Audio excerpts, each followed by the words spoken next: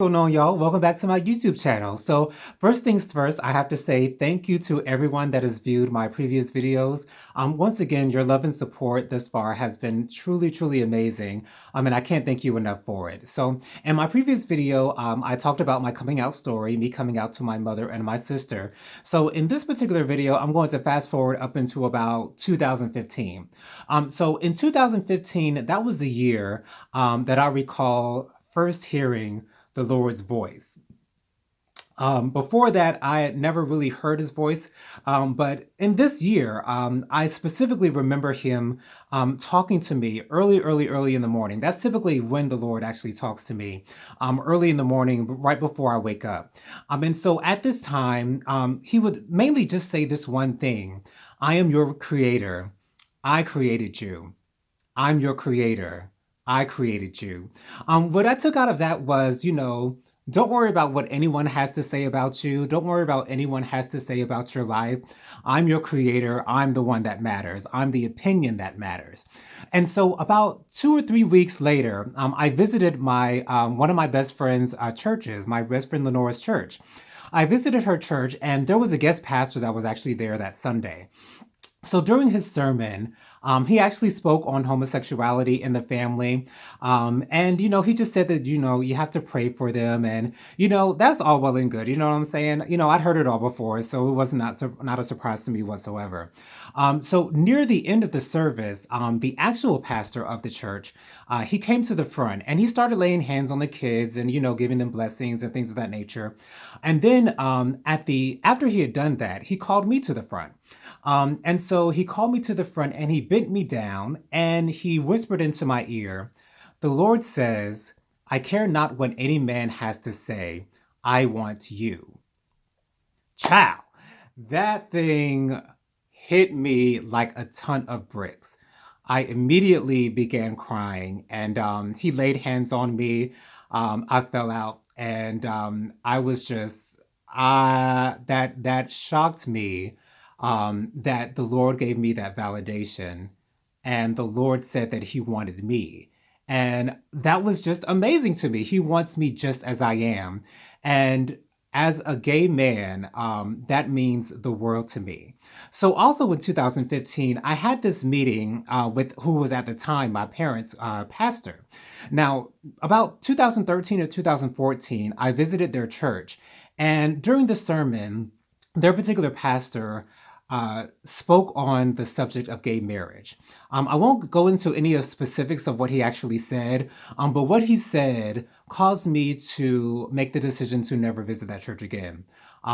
Because at that time, I was out, I was living my truth, and I was not taking no junk at all whatsoever. So I made the decision that I was not going to go back to that church. Well, in 2015, the Lord was dealing with me about this, and He told me to reach out to that pastor and have a meeting with him. So I reached out to the pastor on Facebook and I let him know that, I'd like to set up a meeting with us, between us, so that, we can talk about some things. I didn't let him know what the meeting was going to be about. I didn't let him know what I wanted to address at all. I just told him that I wanted to speak with him on some things. So he hit me back. And so we met about maybe a week and a half later or so. And this meeting went extremely well. First of all, I had never thought that I'd discuss my LGBTQ plus truth with a pastor, much less my parents' pastor.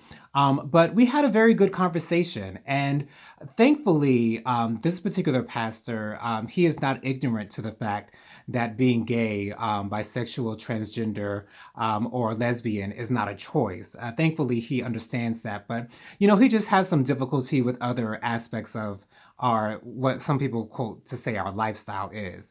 And so the meeting went very well. He actually told me that I raised my voice at him, which I really didn't even realize that I was doing it.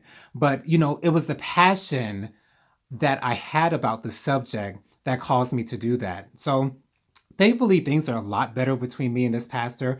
I actually joined the church this past January, and we're going to continue our conversations concerning the LGBTQ plus community, and our relationship with God and our relationship with the church as well. And I'm very looking forward to those conversations. And he also asked me to read this book called "Can You Be Gay and Christian?" so that we can discuss it. And I'm actually going to do a book review on that in some later videos. And so at the end of 2015, my sister Jennifer and I, we decided that we wanted to move to Atlanta. I had visited the city multiple times prior. And so I loved the city, loved everything about the city. And I thought, if there's something else out there for us, it's definitely not in Columbia, South Carolina, where we were born and raised.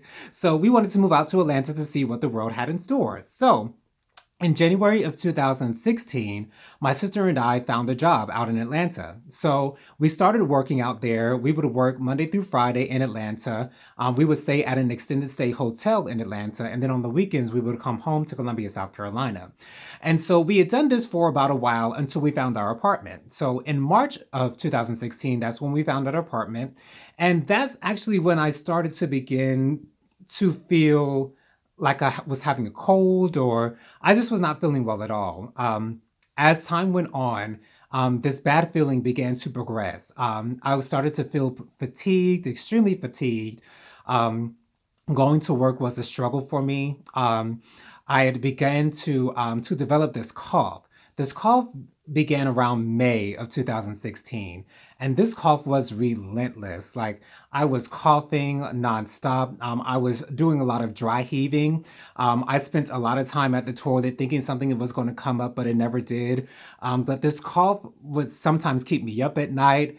I was just not feeling well at all. I was also losing weight very rapidly.